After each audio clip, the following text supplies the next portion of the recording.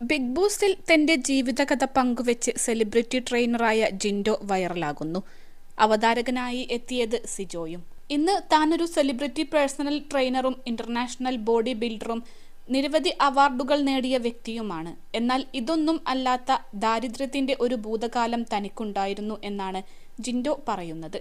ജീവിതത്തിലെ ഏറ്റവും വലിയ ശക്തി തന്റെ അമ്മയാണെന്ന് ജിൻഡോ പറഞ്ഞു. നോമിനേഷനിൽ വന്നപ്പോൾ ദേഷ്യത്തോടെയായിരുന്നു ജിൻഡോയുടെ പ്രതികരണം. ബിഗ് ബോസ് ഹൗസിൽ നല്ല ചായ കിട്ടിയില്ലെന്നും പറഞ്ഞ് വഴക്കുണ്ടാക്കാൻ ശ്രമിച്ച ജിൻഡോ സ്ക്രീൻ സ്പേസിന് വേണ്ടി ബഹളം വെക്കുന്നുവെന്നായിരുന്നു അന്ന് മറ്റു മത്സരാർത്ഥികൾ പറഞ്ഞത്. മുൻ സീസണുകളിൽ മത്സരാർത്ഥി വന്ന് തന്നെക്കുറിച്ച് പറയുന്നതായിരുന്നു രീതി.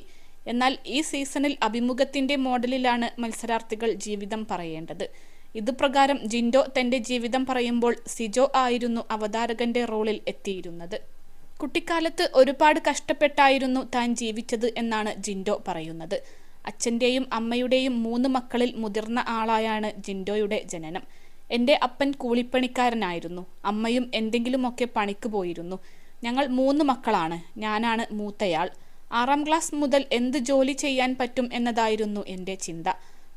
+2 ഡിഗ്രി കഴിഞ്ഞവർക്ക് വേൾഡ്സ് ഫസ്റ്റ് AR/VR ക്ലാസ് റൂമിലൂടെ സ്മാർട്ട് ഫോൺ എഞ്ചിനീയർ ആവാം. കൂടുതൽ അറിയാൻ വിളിക്കൂ ബ്രിഡ്കോ ആൻഡ് ബ്രിഡ്കോ. ലൂബിക്ക ഉപ്പിലിട്ട് വിറ്റും പള്ളിപ്പറമ്പിലെ കപ്പലണ്ടി വിറ്റും നോക്കി. 9ാം ക്ലാസ്സിൽ പഠിക്കുമ്പോൾ 2 മാസത്തെ അവധിക്കാലത്ത് തൃശ്ശൂരിലെ ഒരു ബാറിൽ ജോലിക്ക് കയറി.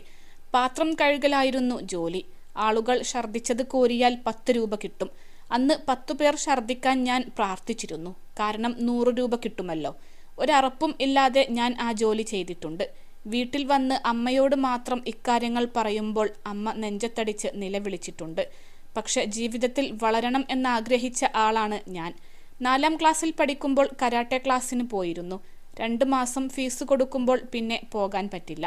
അവിടെ ഉള്ളൊരു ഓഡിറ്റോറിയത്തിൽ അടിച്ചു വാരും. അങ്ങനെ സാറ് വന്ന് പഠിപ്പിക്കും. 9ാം ക്ലാസ്സിൽ വെച്ച് ബ്ലാക്ക് ബെൽറ്റ് എടുത്തു. നിങ്ങൾ എന്നോട് ചോദിച്ചില്ലേ നോമിനേഷനിൽ വന്നപ്പോൾ എന്തിനാണ് അങ്ങനെ പ്രതികരിച്ചത് എന്ന്? അമ്മ എല്ലാ ദിവസവും ബിഗ് ബോസ് കാണും. ശ്വാസകോശത്തിൽ അസുഖം ഉള്ള ആളാണ് അമ്മ. ഡോക്ടർമാർ പറഞ്ഞത് കൂടുതൽ ചികിത്സകൾ വേണ്ട, ഗുളിക കൊടുത്താൽ മതി എന്നാണ്. അമ്മ പെട്ടെന്ന് മരിക്കുമെന്ന്. അമ്മയ്ക്ക് വേണ്ടി 1 മാസം ചെലവാക്കുന്ന ക്യാഷിന് കണക്കില്ല. ഞങ്ങളെ അങ്ങനെ നോക്കിയതാണ് അമ്മ. അപ്പോൾ അമ്മ കാണും നോമിനേഷൻ. അതാണ് അങ്ങനെ പ്രതികരിച്ചത്. അല്ലാതെ ഞാൻ കേറിപ്പോരില്ല എന്ന് വിചാരിച്ചിട്ടല്ല.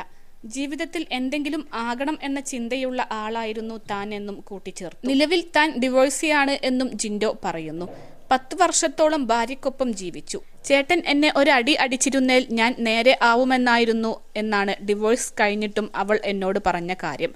ഞാൻ ഇതുവരെയും സ്ത്രീകളെ കൈനീട്ടി അടിച്ചിട്ടില്ല. എൻ്റെ അമ്മയാണ് എൻ്റെ ഏറ്റവും വലിയ ശക്തി, ജിൻഡോ പറഞ്ഞു.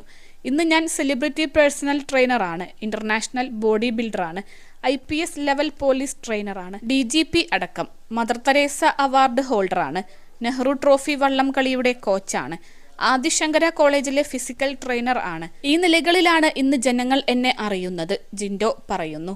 എറണാകുളം കാലടി സ്വദേശിയായ ജിൻഡോ നിരവധി സിനിമാ താരങ്ങളുടെയും കലാകാരന്മാരുടെയും കായിക താരങ്ങളുടെയും ഫിറ്റ്നസ് പരിശീലകൻ എന്ന രീതിയിലും ശ്രദ്ധ നേടിയിട്ടുണ്ട്. 20 വർഷമായി ജിൻഡോ ബോഡി ക്രാഫ്റ്റ് എന്ന സ്ഥാപനം നടത്തി വരികയാണ്.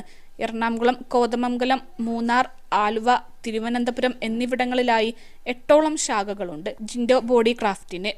ഏതാനും സിനിമകളിലും ജിൻഡോ അഭിനയിച്ചിട്ടുണ്ട്. കലാഭവൻ മണിയുടെ പ്രമുഖൻ എന്ന സിനിമയിലാണ് ജിൻഡോ ആദ്യമായി അഭിനയിച്ചത്. ഗോദ, പഞ്ചവർണ്ണ തത്ത, ജാക്ക് ഡാനിയൽ തുടങ്ങിയ ചിത്രങ്ങളിലും ജിൻഡോ ചെറിയ വേഷങ്ങൾ അവതരിപ്പിച്ചിട്ടുണ്ട്.